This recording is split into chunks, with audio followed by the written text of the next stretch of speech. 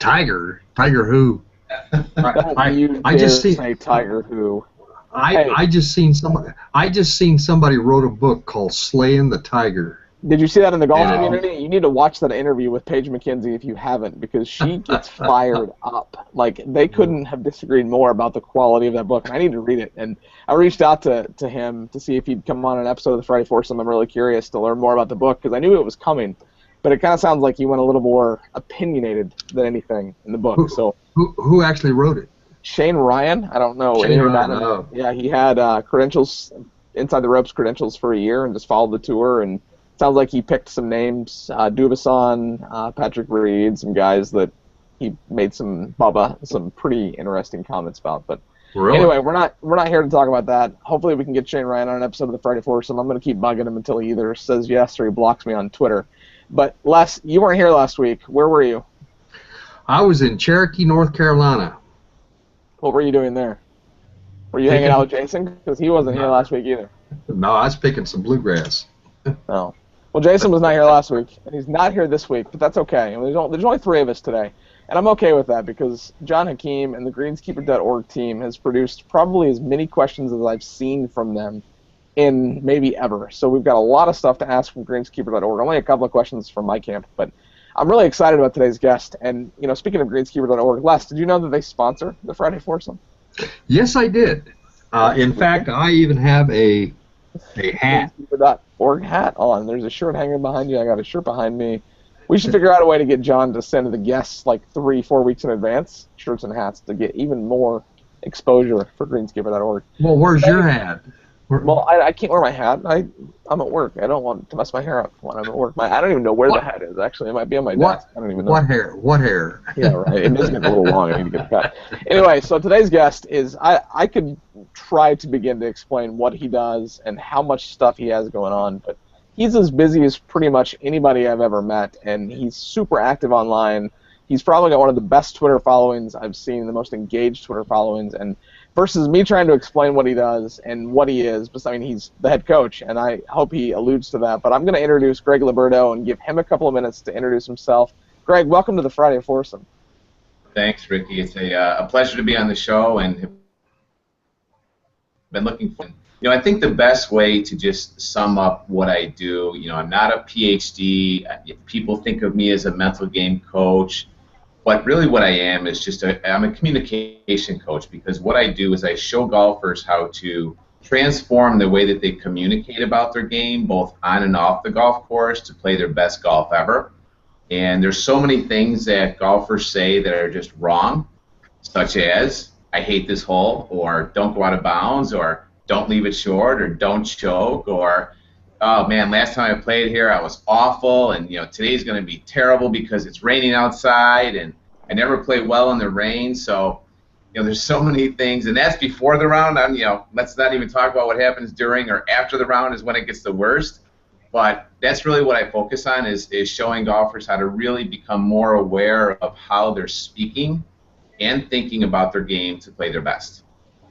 That's funny that you say that, because there's a hole at, say, White Golf Club, hole 10. It's like 605 yards from the back tees. It's par 5, and it is one of the hardest holes I think I've ever played. And I've played it 4 or 5 times now. And every time I come to it, the guys that I'm playing with that have played it are like, oh, this hole's the hardest hole on the golf course. This hole sucks. This hole's tough.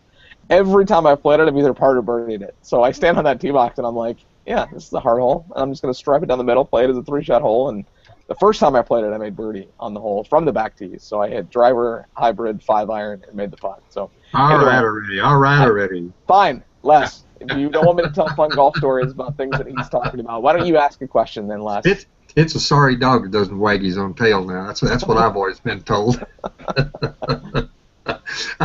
Greg, the golf industry is loaded with mental coaches. What makes your approach different? Excellent question, Les. Yeah, and I think what I alluded to earlier is, I'm not trying to compete with a Dr. Gio or a Dr. Rotella. I'm not that level of a quote-unquote mental game coach, and the biggest difference is really in terms of my whole approach to how I teach, which is really more based on determining what it is that you want from the game? I think it's a very important question that most golfers, especially those who are more serious about the game, that they really need to find the answer to. And what you want is not just about becoming a certain handicap or maybe hoisting a trophy so much, but it's going a little bit deeper and really determining what it is that you want to enjoy the most out of this game or what you want to gain from the game. And when you start, and it's not a question that you come up with in 5 seconds but it's really one of these things that you need to dig a little bit deeper into and really start to analyze what it is that you want from the game. So my whole thing is, in terms of what I want from the game, is to be able to put myself in my most natural, optimal state, standing over the golf ball in any situation, because that's what it's all about. I call it being 100% ready on every shot, but it's not always easy, as we all know who play golf, because there's a myriad of different things that impact how we think and how we feel and how we communicate about our game. But to be really consistent every single time you practice and every single time you take a lesson and every single casual round or competitive golf with your process and your approach before you get to the course, and then to have the same pre-shot routine during your round to make sure you are 100% ready before every shot, and then to, at the end of the round, focus on the 3 positives, because what do all golfers do at the end of the round? Shake hands and drink a beer. Yeah. I complain about how I didn't play better than I should have in the holes that I... Exactly. All the would have, could have, should have scenarios and all the shots that they left out on the course, and my 82 could have been a 78, or my 71 could have been a 67, or my 94 should have been an 86.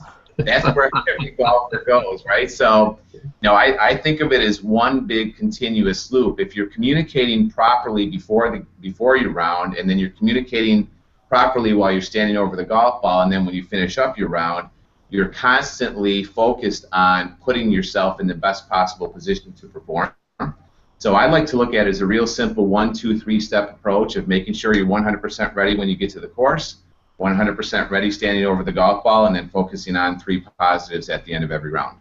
So I'm not allowed to have a hole that I hate, huh? Well, but the trick is to make sure that thought goes out the window as soon as you have it. So you swing it, yeah.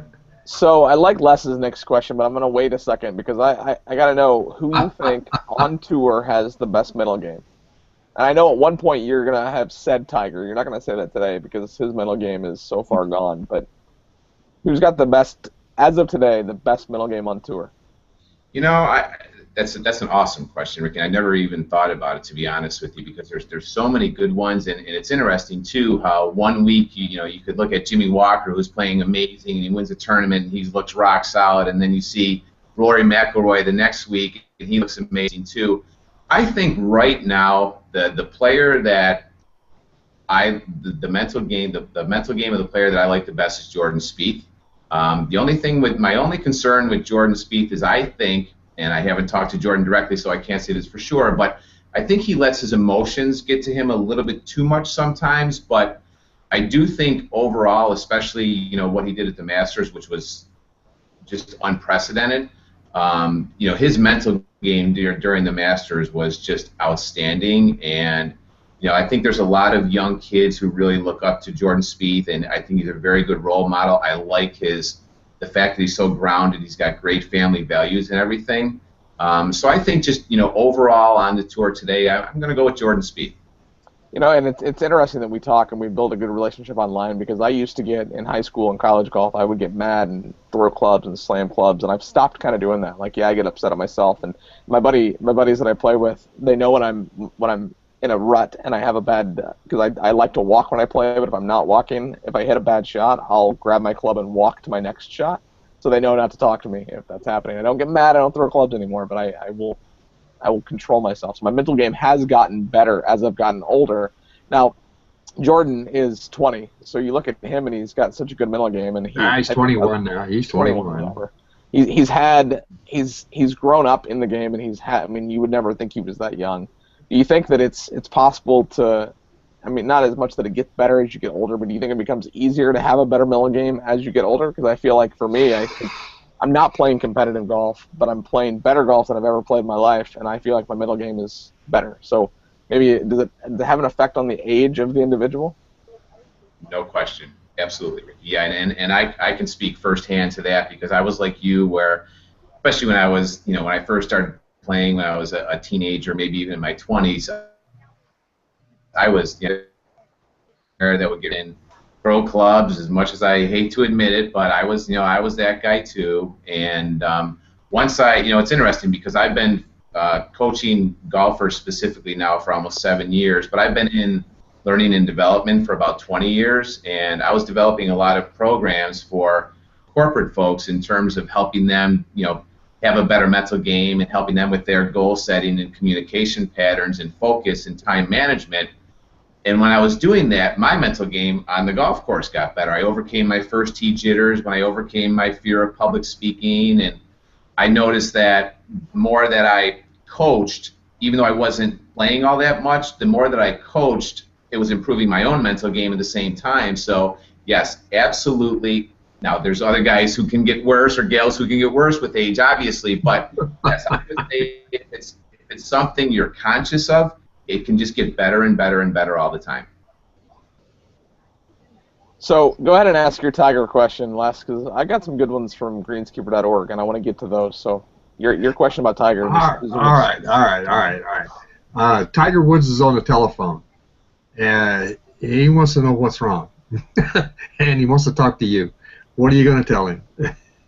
Well, I think a Tiger about is, what's now, of course, is he going to be fully honest with me? I don't know, but I think there's something going on with him that is pretty deep-rooted, and, we can all look back to the accident in 2009 as maybe when the downfall of Tiger Woods all started, but there has to be something going on with him subconsciously that, I don't know if it's a demon that he has to conquer or what it is, but there is something happening within him that either he has to face it head on, he has to talk it out, he has to do something. I haven't been to a tournament to see Tiger play, but you're hearing everybody talk about, oh man, he looks great during practice, or he was phenomenal during his practice round, and then he's getting out on the golf course and he's talking about how he's stuck in these patterns and such, and I'm having a hard time believing that because he's been working with Chris Como long enough now. He's a very smart man. He's worked with enough swing coaches. I honestly think that Tiger needs to just figure out his swing on his own, number one, but he needs to determine what it is that he's fighting off of the golf course, because whatever that is, it's coming out during tournament play. Well, he doesn't play a lot of tournaments. I honestly think, and I've thought this for a long time, and I get it from his health, that if he played more, he'd win more. And I think I'd like to see a year where he just comes out and plays 25 tournaments, and that'll never happen. But that'd be cool to see that he's playing in the John Deere Classic, and he's playing in the Fries.com, and he's supposed to play in the Fries.com this year, and I'll be curious to see if he does. Rory committed a couple of weeks ago, but that's really interesting to think that. You got to think though, like Tiger's got to be sitting at home on a Saturday night thinking about those things, and who's the person that's going to get him to wake up and realize that he's almost out of time? Like, he's not 40 yet. He'll be 40 this year, but it's not like he's 26 and he's got 20 years of golf ahead of him. Well, I heard an interview one time with Tom Weiskopf on Sirius Radio, and he says, hey, the guy had the best swing in the world. He was the best golfer in the world. Why did he think he needed to change anything? Yeah. He knows how to make birdies. He doesn't have a swing coach. Como's not technically his swing coach. He's basically, from what I understand, just almost another set of eyes. And I've heard rumors that Como will just go down there and watch him hit balls and won't even say anything. It'll just be another person standing there with him. But, to be that big, to be this close, to know that he only needs a few more majors to get that record, and that's the only thing he played for so many years, and if not from the beginning. And the guy can't retire and just go build golf courses because, I don't know. That's a whole other. We can have a half an hour conversation about that alone. But right. I want to get to a couple of greenskeeper.org questions. Johnny GK wanted to know, what is your greatest satisfaction that you get from teaching? That's a good question. Say that again, Ricky. Greatest satisfaction from? From teaching. Oh, from teaching. Oh, awesome question.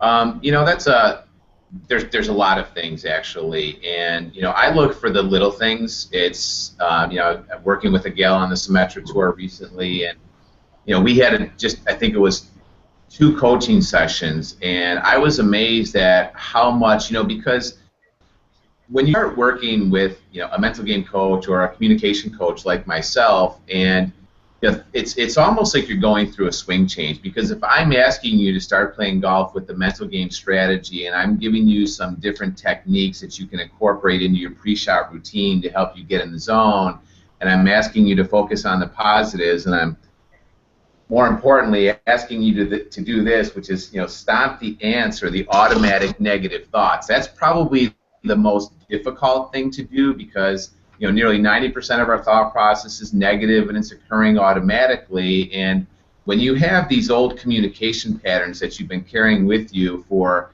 years or sometimes decades, and they're going in the wrong direction, and I'm telling you that you need to become more aware of these communication patterns and you need to change the way that you're communicating, it feels very different, and it's very hard sometimes when you say to when you're constantly saying to yourself, oh, don't go right, or don't put it in the bunker, or don't make sure you don't go in the water, and you have to think, well, what should I say?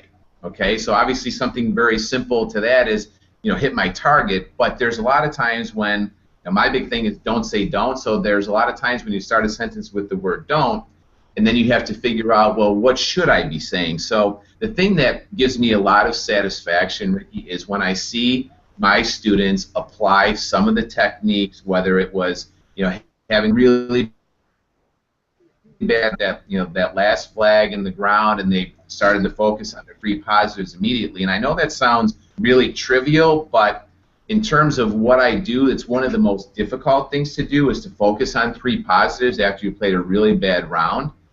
So it's I think the satisfaction that I get is the little my students are able to apply on the course, and when I know it's very challenging for them, and then to be able to do what my little 8-year-old Dominic from Jacksonville, Florida is doing, is he's starting to take what he's learning from me about his golf game and he's applying it off the golf course, and he's now sharing it with other classmates and kids that he's competing with in his PGA Junior League tournament. So that for me, I mean, I'm getting chills on the back of my neck just talking about it. That for me is the most important thing, because I want to help my students take control of their golf game. That's my #1 priority, and have them be 100% ready on every shot. But I love it when they tell me how they applied this information off of the golf course and it helped them in their personal life. So I think that's really my biggest satisfaction, is when they take what they learned and they apply it to their game, and then they're also able to apply it to their life. That's awesome. And you said the word junior in there, and that's a good segue into Les's next question. And Jason was here, and I don't know where he is. He said he didn't have internet. I don't know. He must have been on the way to the moon, because I don't know there are many places that you don't have a Wi-Fi connection nearby. In Cherokee, North Carolina, there's not even good phone service. So there are places that you can't get. And he's got a big passion for junior golf, so I know he'll appreciate this next question from Les. Well, this question kind of follows along with Jason and his junior golf. At what age should you start working with junior players about their game?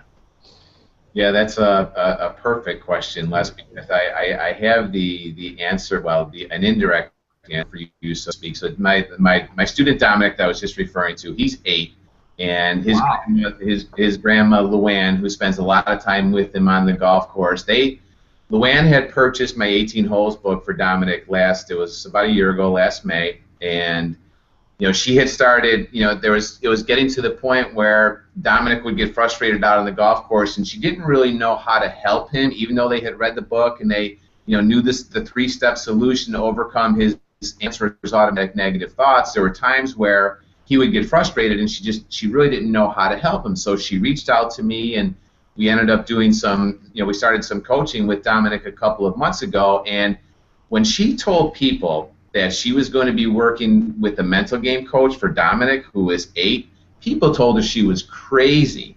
Oh, you just make him worse. Why are you doing that? He doesn't need that. He's too young for that.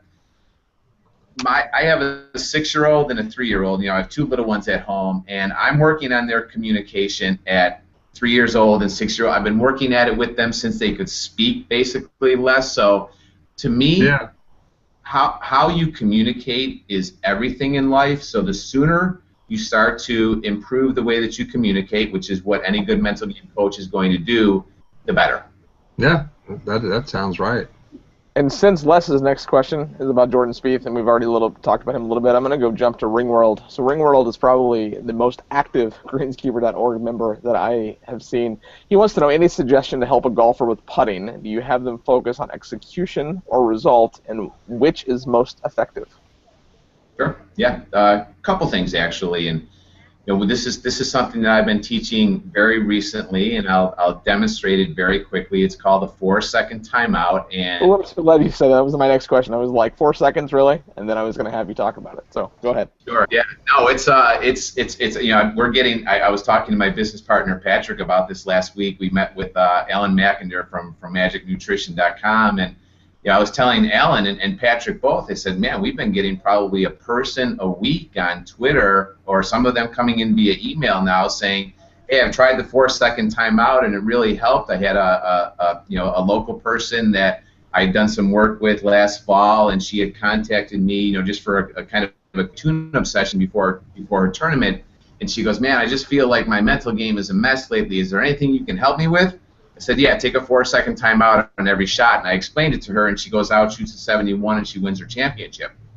So all it is just it's closing your eyes and inhaling for 2 seconds through your nose and exhaling for 2 seconds through your mouth. But the key to it is, especially when putting, is, hopefully I can demonstrate this for you. So if you're just going about your routine with your putt, and you're going from behind the ball, and you get over it, and you're just constantly moving, you're thinking, and maybe you have some negative thoughts as you're standing over the ball, this is the time where you want to physically stop and close your eyes and go through the process of just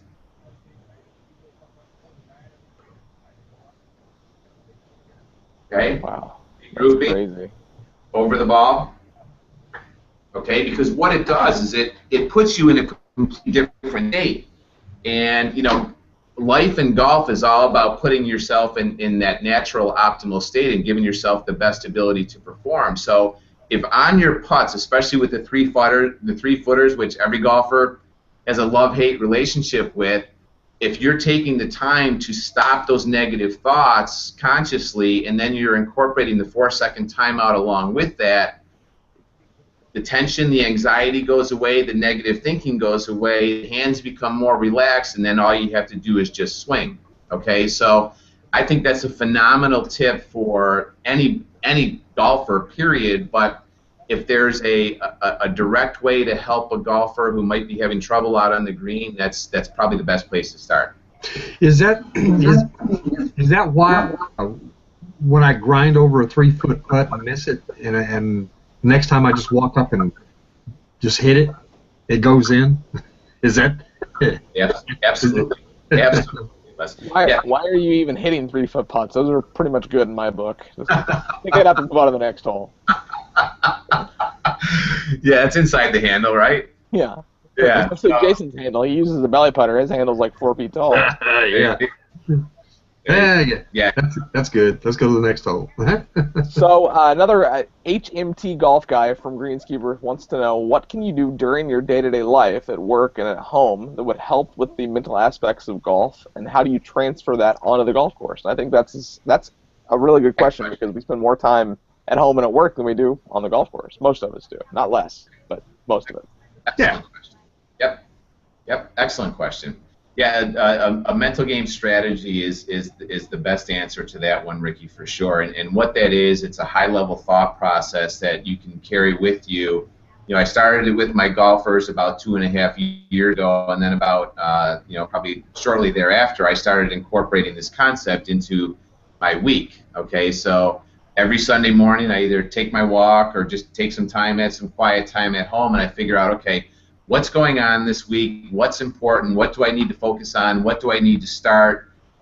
and then you start to, when you start to ask yourself these questions, you can come up with a very simple, high-level thought process or a plan that you can carry with you throughout the week. So I took a step further, and what I now do is I actually have it. Let me just pull it up here real quick. I have it as my screensaver on my phone. Okay, so my strategy for this week was to rehearse. I just received an email about an hour ago with my audio recordings of 18 steps to play your best golf ever, and it was a lot. It was it took me a few hours to actually do the recording in the studio, but leading up to that, I had to do a lot of rehearsal to make sure that I felt 100% ready or totally prepared going into it.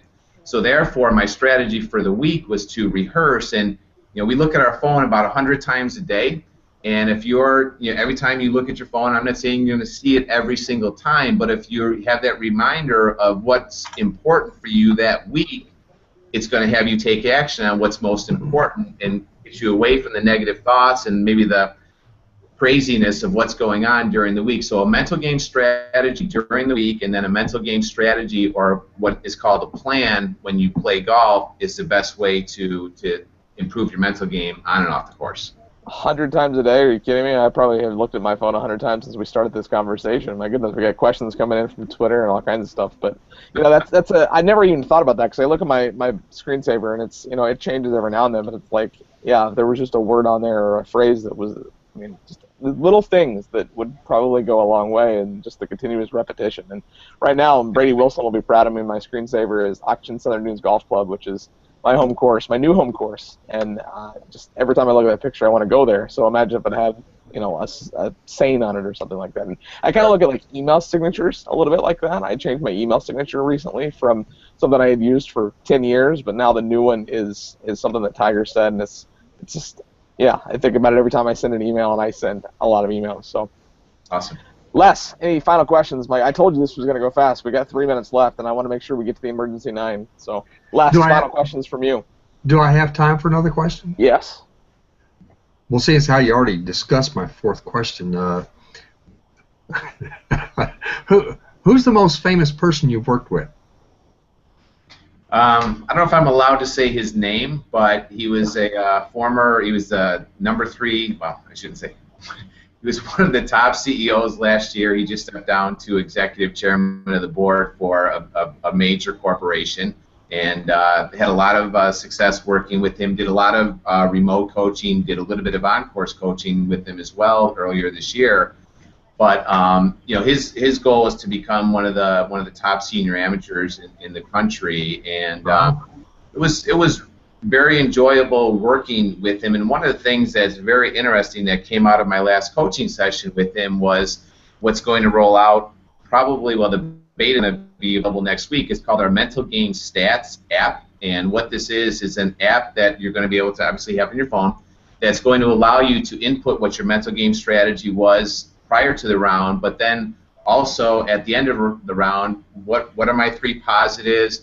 How well did I do with my mental game strategy? How effective was it? What percentage of shots was I 100% ready? What was my confidence level? So now you can start to objectively view your game and become your own coach. And the app is what came out of my last coaching session with the gentleman that I was referring to, and it's going to, I don't want to say revolutionize, but it's really going to change the way that golfers who are now serious about the way that they think about their mental and emotional game, to give them a tangible way to track their performance and allow them to become their own coach. All right. And just so you know, I am going to Google that just because I'm curious. So when I get off here, I'm just going to Google to see if I can pick a number 3. So I had another question, and if you can quickly answer this because I'm curious. So let's say someone just happens to stumble across your website, has no idea who you are, no idea what you do. Where do they start? Because there are so many resources on your website, so many different places that they can go and get lost and learn. And what's the... So I guess we just got on an elevator, and we're going to the 6th floor. Tell me where I go, what I do, and what my focus should be when I land on your website. Sure. Yeah. Awesome question, Ricky. The best place to start, hands down, is with the mental game assessment. I had the pleasure of co-developing the assessment about 3 years ago with PhD Jonathan Rich. It takes about 10 minutes to complete, and what it does, it evaluates you in 8 key mental and emotional traits, from below average to above average, and it gives you a full report with recommendations for improvement afterwards. But what this does is it gives you a benchmark for where your mental and emotional game is today, things like emotional control, mental control, preparation, resiliency, concentration, things that every golfer says, oh, the mental game is frustrating for me, or I can't figure it out. So this gives you a very tangible benchmark in terms of where you are today, and allows you to see, okay, well, if I'm below average in resiliency and preparation and emotional control, those are, from a coaching perspective, it's great for me because it allows me to understand, where they need some help specifically. But it also allows you to understand, okay, well, maybe the reason that I'm so inconsistent is because I really don't know how to, stomp the ants, but I'm showing up to the golf course and I'm just flat out unprepared every time, right? I'm thinking about my score, and then I get frustrated because I hit a bad shot, and then my mind races to what my score should be, and now I'm thinking about score on this hole, and I'm thinking about the other stuff. So there's a lot of things that will get us bogged down in terms of what not to think, and if you're focused on allowing yourself to have proper communication from start to finish, obviously that's the best way to play golf, but you need a starting point or a benchmark, and the assessment is absolutely the best place to start. That is awesome. I might do that whenever I get off work today. That sounds like something I need to do. I can't believe I haven't done that yet. So, okay, well, first off, thank you so much for doing this. This has been awesome, but we've got 9 more questions. It's the emergency 9. Get a quick 9 holes in before you go. It's almost lunchtime for me, but you're 3 hours ahead of me, so in New York it's a little later. But you ready for 9 rapid? I can't not say it, Les. I keep saying rapid fire questions. Like, yeah, he's getting warmed up. He's ready. Here we go. So you're the head coach. Do you have an assistant coach? Not yet. Not yet. I like that. What is your favorite golf course? Peak and Peak Golf Course in Clymer, New York. It's about an hour and a half south of Buffalo. The upper course is phenomenal. I've never heard of that. I want to look that up. That sounds really cool. So who is your favorite LPGA Tour player? Somebody asked me that very recently, and I had a hard time coming up with it. I'm going to say, gosh, I like a lot of them. No, Michelle Wee. Safe answer. Safe answer. Yeah. What golf ball are you currently playing? Kelly. So that's a good answer because Callaway might be watching this. They're a preferred partner. True. I'm going to talk to TaylorMade about switching to the Doodle and maybe doing a little something together because, it's always good golf, right? Yeah, I like that. So PGA Tour has 4 majors. I have my favorite, but what's yours? Masters. We should go back, Les, and do like a recap at the end of the year that how many people, because I almost asked that in every question. So, okay, beer is better, but do you prefer beer or wine? It used to be beer. I'm turning into a Pinot Noir fan. Yeah, also I went from Labatt's Blue, which is made up in Canada, just 5 minutes north of Buffalo, but now I'm more of an IPA guy, actually. I like that. Hashtag hops. I love it. So, speaking of majors, and this question gets asked also every week, do you think, and don't talk about the way he's playing right now, but do you think Tiger breaks Jack's record? No. That's too bad. I liked you until you said that. Well, I was going to warn you about that question. Yeah. Do I think Tiger has it in him to do it? Yes. Do I think it's going to happen before the time runs out? I do not. Okay, I like that. That's a good answer. You justified it versus just saying no, next question. You actually explained it, so I like that. Hey, and your final question of the Friday Foursome is, what's next for the head coach? What's next? Fox Sports with Jimmy Hamlin and the